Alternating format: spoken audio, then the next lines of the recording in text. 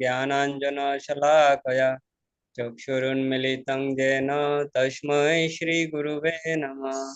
श्रीचैतन्यमनोभीष्टं स्थापितं येन भूतले स्वयं रूप कदा मह्यं ददाति स्वपदान्तिकं।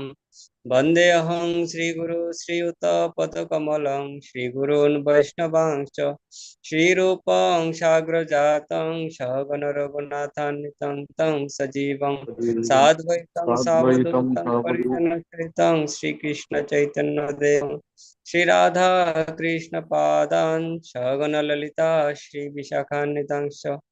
हे कृष्ण करुणा सिंधु दीनबंधु जगत्पते गोपेश गोपिकाकांत राधाकांत नमस्तुते। तप्त कांचन गौरांगी राधे वृंदावनेश्वरी वृषभानुसुते देवी प्रणमामि हरिप्रिये।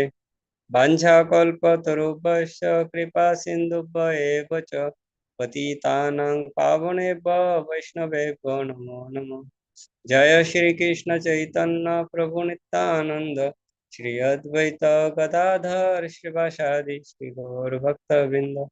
हरे कृष्णा कृष्णा कृष्णा हरे हरे, हरे राम राम राम हरे हरे। नमोऽयं विष्णुपादाय कृष्णप्रेष्ठाय भूतले श्रीमते भक्तिवेदांत स्वामिनीति नामिने। नमस्ते सारस्वते देवे गौरवाणी प्रचारिणे निर्विशेष शून्यवादी पाश्चात्यदेशतारिणे। हरे Krishna. Thank you, Pranab Prabhu. So we will revive our study, resume our study of Śrīmad-Bhāgavatam. We are in the 6th chapter of the 5th canto, where Nārada Muni is giving history of his previous life and how he became the empowered incarnation to bestow bhakti to others. How did he achieve the potency of bhakti shakti? So as we know that the mother passed away, and after his mother, who was a maid servant, she passed away.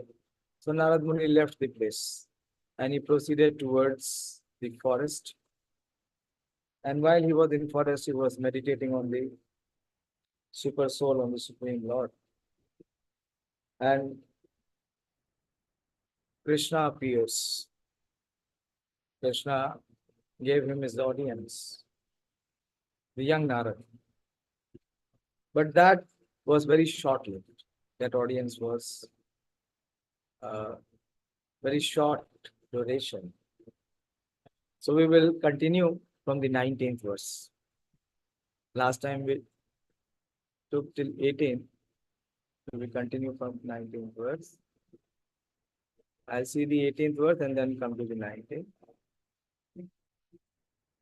So Nārada Muni is defining the experience that he had when he had the rare opportunity to have audience of the Supreme Lord. So Nārada Muni is telling Vyasadeva, the transcendental form of the Lord as it is satisfies the mind's desire and at once erases all mental incongruities. Upon losing sight of that form, I suddenly got up, being perturbed as is usual when one loses that which is desirable. So it is just like Dhruv Maharaj. Dhruv Maharaj, when he was meditating, he had the audience of the Lord in his heart. But then he lost that sight of the Lord. But he was fortunate because the Lord himself appeared from inside to outside. And the Lord touched Dhruv Maharaj on his head by his conch shell. And Dhruv Maharaj was completely enlightened. But in case of Nārada Muni, it is not so. So what happens next is the verse number 19. didṛkṣu tad ahaṁ bhūyaḥ praṇidhāya mano hṛdi vīkṣamāṇo api nāpaśyam avitṛpta avitṛpta. So didṛkṣu means desiring to see what? The transcendental form of that Lord. Tad ahaṁ bhūyaḥ. Bhūyaḥ means again or repeatedly. So once the audience was bestowed to Nārada Muni or young Nārada, in his desire he had this overwhelming urge to continuously have the audience of the Lord. So didṛkṣu tad ahaṁ bhūyaḥ. Bhūyaḥ means again. praṇidhāya mano hṛdi. Praṇidhāya is having concentrated the mind upon the heart. The Lord was visible in the heart. vīkṣamāṇah api nāpaśyam. So in spite of all his effort, he was not visible. Paśyame yog aishwaryam, Krishna says, that see my opulence over Arjuna. But here the opulence of the Lord was not to be seen again, apashya. And because he was not able to have the audience of the Lord again, so he was not tripta, he was not satisfied. He was hankering for it. So it is avitṛpta. He was dissatisfied or not satisfied. And he was also ivāturaḥ. ivāturaḥ. I desired to see again that transcendental form of the Lord. But despite my attempts to concentrate upon the heart with eagerness to view the form again, I could not see him anymore. See, it was in the heart. But despite my attempt to concentrate upon the heart with eagerness to view the form again, where was the concentration? Upon the heart, because the Lord was visible in the heart. I could not see him anymore. And thus satisfied, and thus dissatisfied, I was very much aggrieved. So Nārada Muni is talking about his pain of separation that he experienced when he could not have the audience of the Lord again. The Prabhupada says in the Purport that there is no mechanical process to see the form of the Lord. It completely depends on the causeless mercy of the Lord. We cannot demand the Lord to be present before our vision, just as we cannot demand the sun to rise whenever we like. The sun rises out of his own accord, and also the Lord is pleased to be present out of his causeless mercy. One should simply wait the opportune moment and go on discharging his prescribed duty in devotional service of the Lord. See, this is for all of us. What Nārada Muni is recommending, one should simply wait the opportune moment and go on discharging his prescribed duty in devotional service of the Lord. Nārada Muni thought that the Lord could be seen again by the same mechanical process, which was successful in the first attempt. But in spite of his utmost endeavor, he could not make the second attempt successful. The Lord is completely independent of all obligations. He can simply be bound up by the tie of unalloyed devotion. Nor is he visible or perceivable by our material senses. When he pleases being satisfied with the sincere attempt of devotional service, by one depending completely on the mercy of the Lord, then he may be seen out of his own accord. So many times we see Srila Prabhupada. Prabhupada very emphatically speaking on the qualification required to see God. Many persons, mainly non-devotees, they would come to Prabhupada and challenge that Swamiji, have you seen God? Or Swamiji, can you show me God? Once Prabhupada was lecturing in US, he was giving a morning class. And one such non-believer came.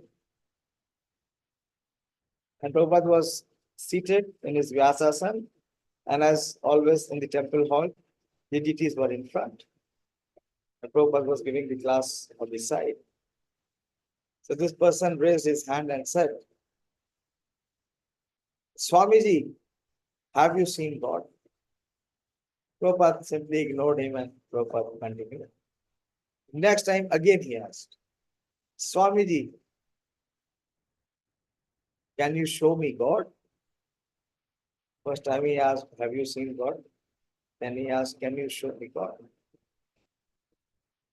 So Prabhupada told him, sit down, because you are coming between me and the Supreme Lord.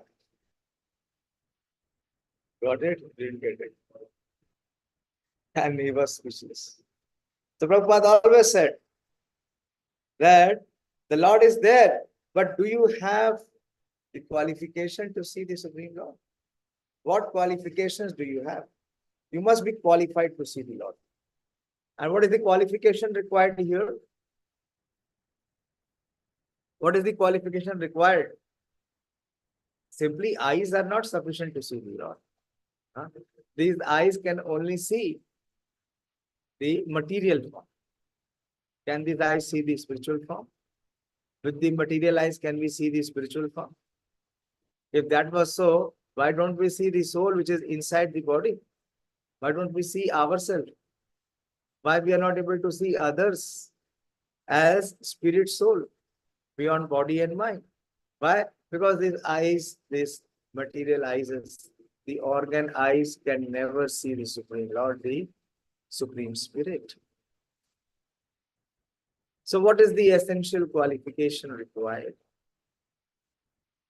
to behold the transcendental beautiful form of the Lord? Who will answer? Prabhupada has emphasized that in the purport.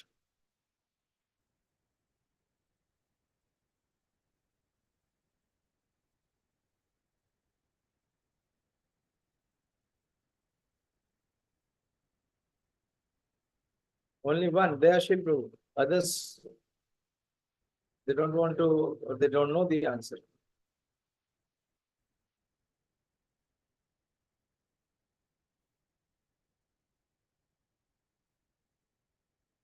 Yes, Pranav Prabhu. Hare Krishna Prabhuji. It is unalloyed devotion. By unalloyed devotion only. Premanjana Churita Bhakti Vilochaneta Santa Sadev Hridayeshu Vilo. Unless that Prabhupada has mentioned. So one has to patiently wait and continue to perform loving devotional service till the end of his life. And if the Lord so desires, he can bestow his beautiful form, he can manifest his beautiful form, he can reveal himself. But to whom he reveals? What is the verse? To whom he reveals? What is the principle?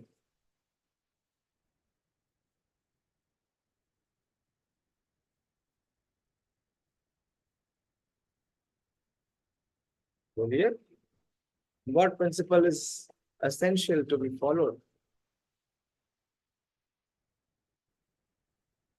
Yes, Darshan Prabhu. Unmute and speak. Hare Krishna Prabhu ji Hare Krishna. भक्त्या माम अभिजानाति प्रभु जी भक्त्या माम अभिजानाति That is by only by devotion only loving devotion one can see Ata Shri Krishna Namadi Na Bhavet Grahyam Indriya Sevan Mukhi Hi Jivado Swayameva Spurutiyada. That is what Prabhupada is speaking in the Purport. that when the Lord is pleased with the devotional service, when the love of the devotee, then being pleased, he may reveal himself.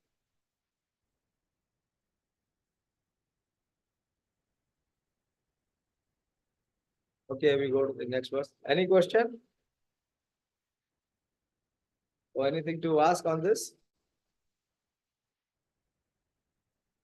Okay, we proceed ahead.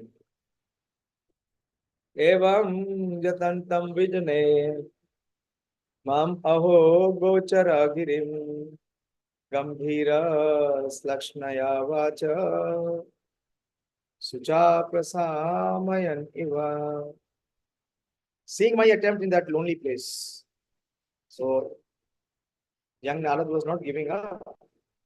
He was then again and again with full focus attempting. So, seeing my attempts in that lonely place, the personality of Godhead, who is transcendental to all mundane descriptions, spoke to me with gravity and pleasing words just to mitigate my grief. So it was successful. The attempt of Nārada Muni was successful. That the Supreme Lord spoke. In the Vedas, it is said that God is beyond the approach of mundane words and intelligence. And yet, by his causeless mercy, one can have suitable senses to hear him or to speak to him. Even when all the demigods, they assemble, when there is some disturbance, and where do they go? When the demigods are perturbed, there is imbalance. The demoniac forces, they become predominant. So to take shelter, all the demigods headed by Indra, Chandra and Surya, what do they do? What does Śrīmad-Bhāgavatam narrate? They approach Brahmaji. They take shelter of Brahmaji. And Brahmaji, along with the demigods, they go to the causal ocean, Karan Samudra. And they pray to the Supreme Lord Vishnu. And on the response to the prayers of the demigods, and in particular to the prayers of Lord Brahma, the Supreme Lord speaks. But the demigods are not able to hear. The demigods cannot hear what the Lord speaks. It is only Brahmaji who can hear. Others cannot. So here Prabhupada is mentioning very important aspect. Prabhupada is giving difference. You can see. Prabhupada is saying it is said in the Vedas it is said that God is beyond the approach of mundane words and intelligence, and yet by his causeless mercy, one can have suitable senses to hear or speak to him. This is Lord's inconceivable energy, upon whom his mercy is bestowed can hear. So like Brahmaji, the same amount of profuse mercy was bestowed from the heart of Nārada to the heart of Nārada. Like it was done in the heart of Brahmaji, Nārada could also hear. The Lord was much pleased with Nārada Muni, and therefore the necessary strength was invested in him so that he could hear the Lord. It is not, however, possible for others to perceive directly the touch of the Lord during the probationary stage of regulative devotional service. Very important. So don't try to imitate what Nārada Muni does. Prabhupada is making it very clear that it is not, however, possible for others to perceive directly the touch of the Lord during the probationary stage of regulative devotional service. What do you mean by probationary stage of regulative devotional service? What is probationary stage of regulatory devotional service?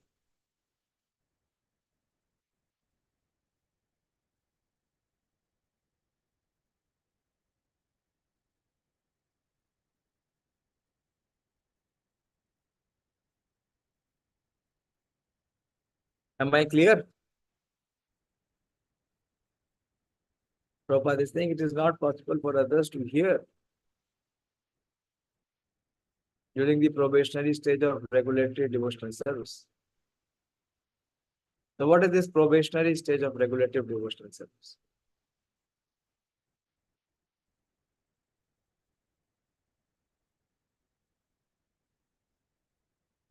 Why others cannot answer?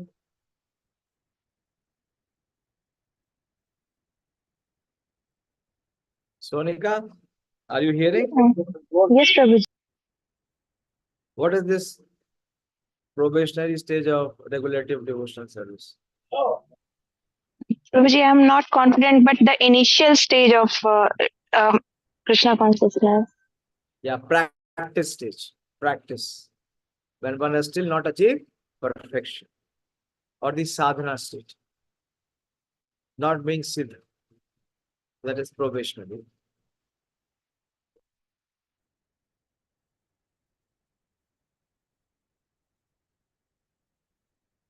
It was a special gift for Nārada. When he heard the pleasing words of the Lord, the feelings of separation were to some extent mitigated. A devotee in love with God always feels the pangs of separation and is therefore always enwrapped in transcendental ecstasy. So Nārada Muni was very, very fortunate, most fortunate. That first he had the audience in the Super Soul, and then he was able to even hear this Supreme Lord. Antasmin janmani bhavan mamam dashtum iharhati avipakvo kasayana durdasho aham kuyogina. O Narad, the Lord said, I regret that during this lifetime, you will not be able to see me anymore. What is this? Breaking news. The Lord is saying, I regret that during this lifetime, you will not be able to see me anymore. What is breaking? It is heartbreaking. That the Supreme Lord himself is declaring. Those who are in complete service, those who are incomplete in service, and who are not completely free from the material taints, can hardly see.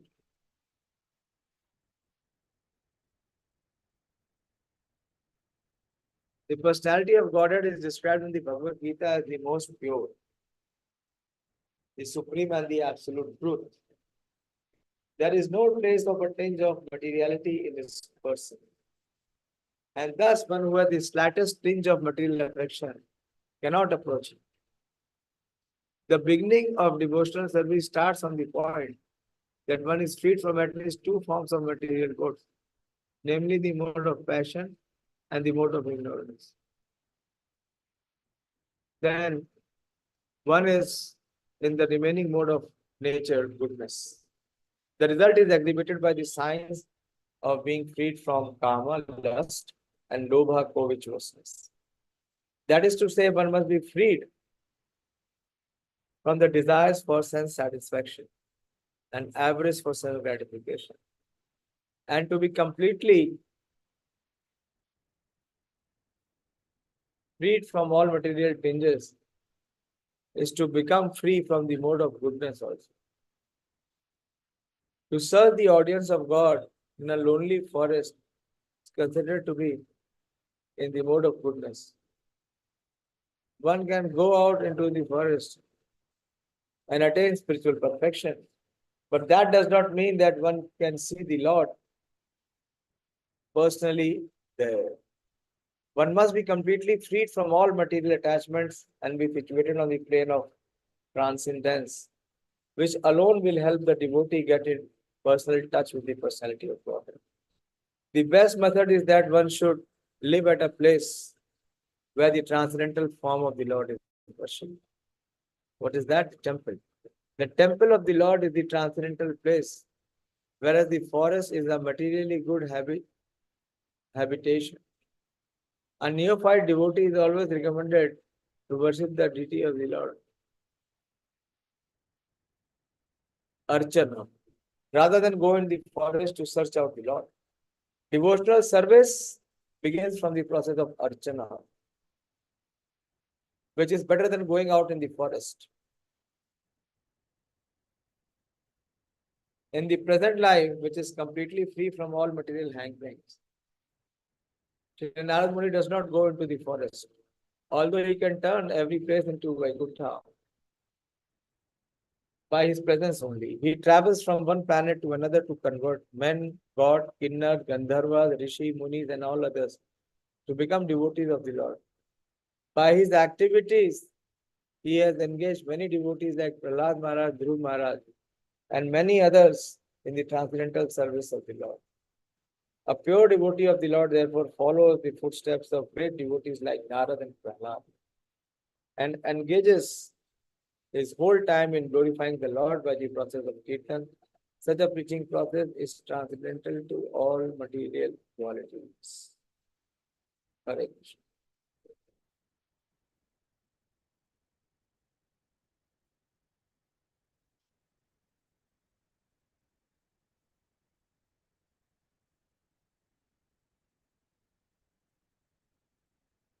Any question or any discussion?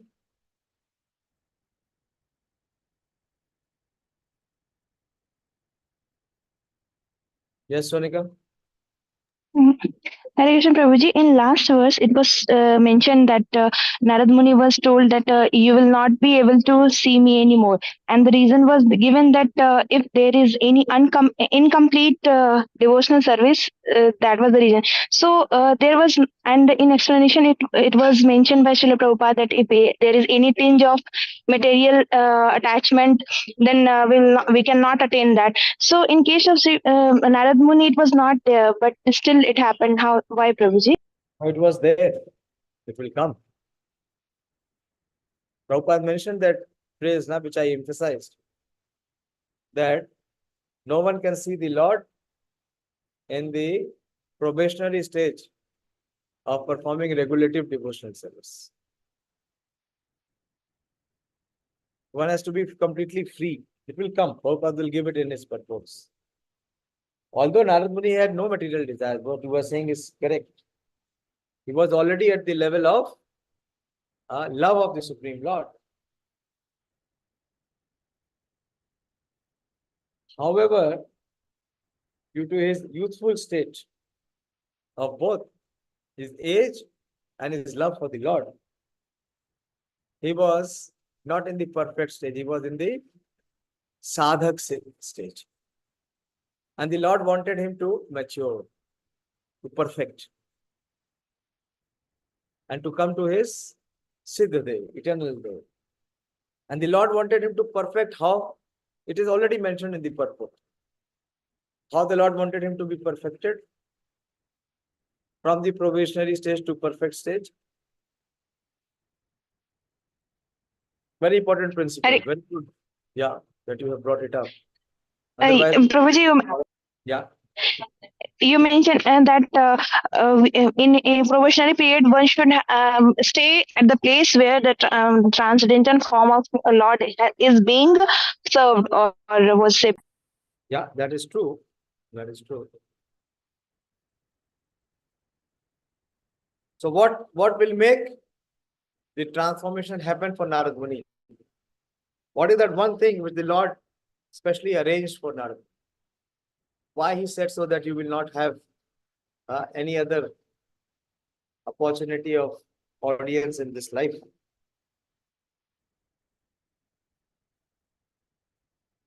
What the Lord wanted him to develop or cultivate, which was not mature enough. So the Lord had to say so.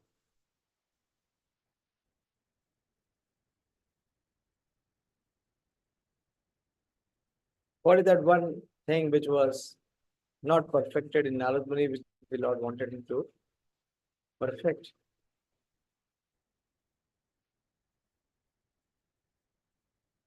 Follow, it is already mentioned. It was already there in the purport. Anyone noticed?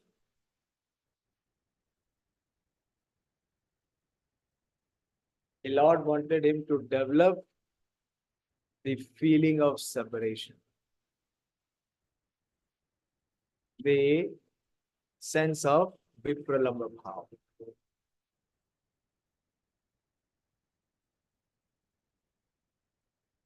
So Narad will be constantly hankering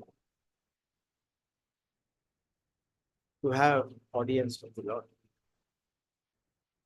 You get my point? It is not Yes, my Swamiji. point. Of course, it is not my point. It is the Acharya's point. I am just repeating it.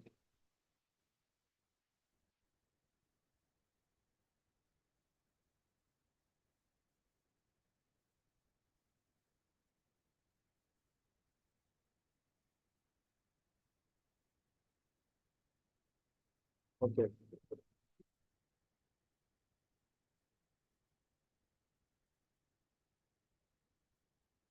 Sakradya darshitam rupam etat kamayete anagha matkama sanaka sadhu sarvan muchati charchayan.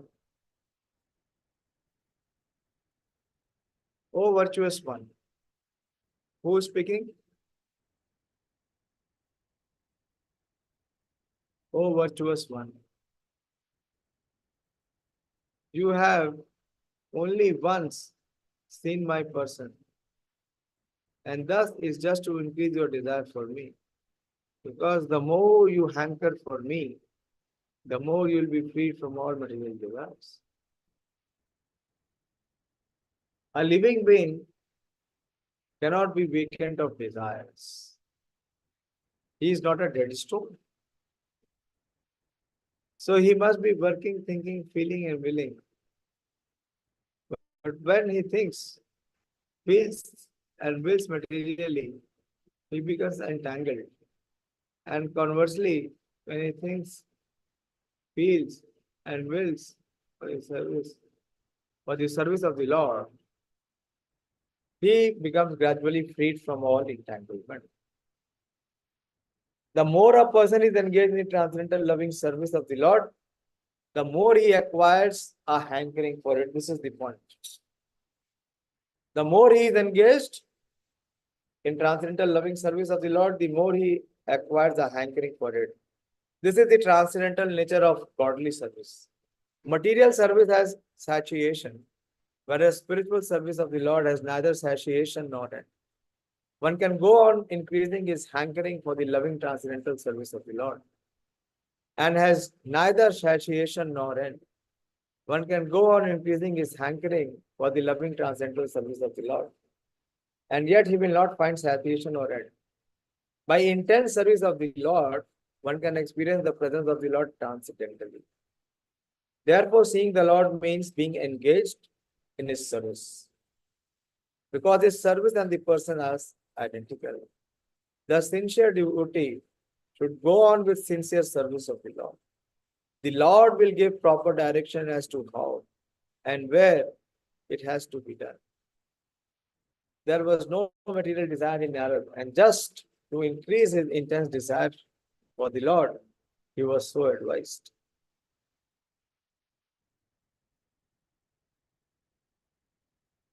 Again, Prabhupada is explaining why Nārada Muni was advised that in this age, in this stage, we will not get my darshan any further.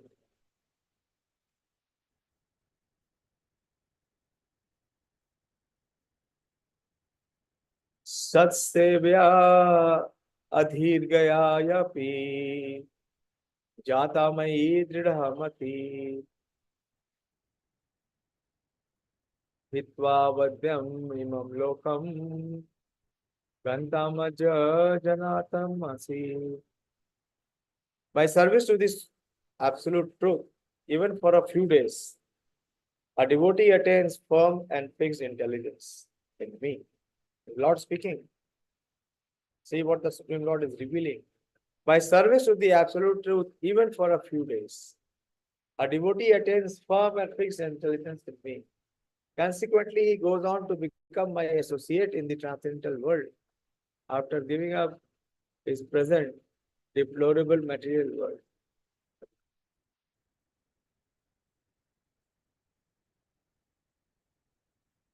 Serving the absolute truth means rendering service unto the absolute personality of Godhead under the direction of the bona fide spiritual master, who is the transparent medium between the Lord and the neophyte devotee. The neophyte devotee has no ability to approach the absolute personality of Godhead by the strength of his present imperfect material senses, and therefore, under the direction of the spiritual master, he is trained in transcendental service of the Lord.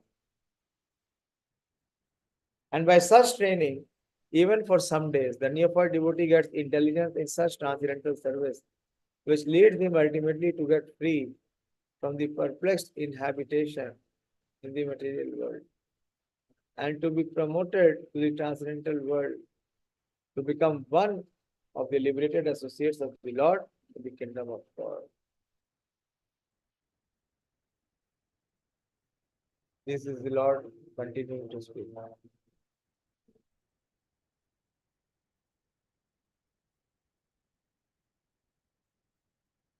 Okay, shall I continue? One more verse. Yes, no? Yes, Prabhu. मतिर्मयि निबध्यम् नाविपदयेत् कर्हिचित् प्रजासर्गा निरोधे अपि स्मृतिश्च मद अनुग्रहात्. Intelligence engaged in my devotion cannot be thwarted at any time, even at the time of creation as well as at the time of annihilation. Your remembrance will continue by mercy. So see the blessing.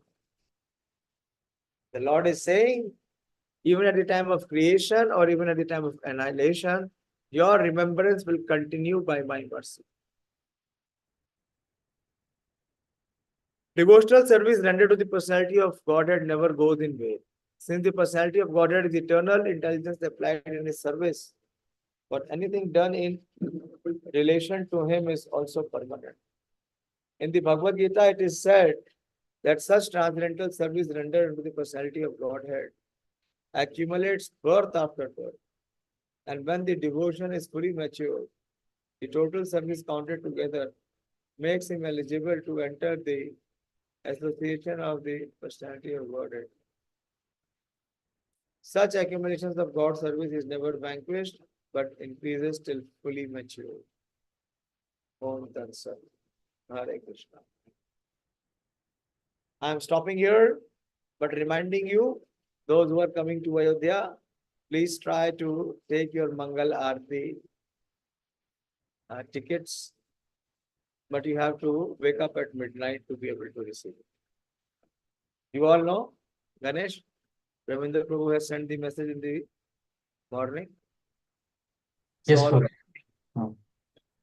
and only as he has mentioned and suggested, put only one name so that you stand a chance.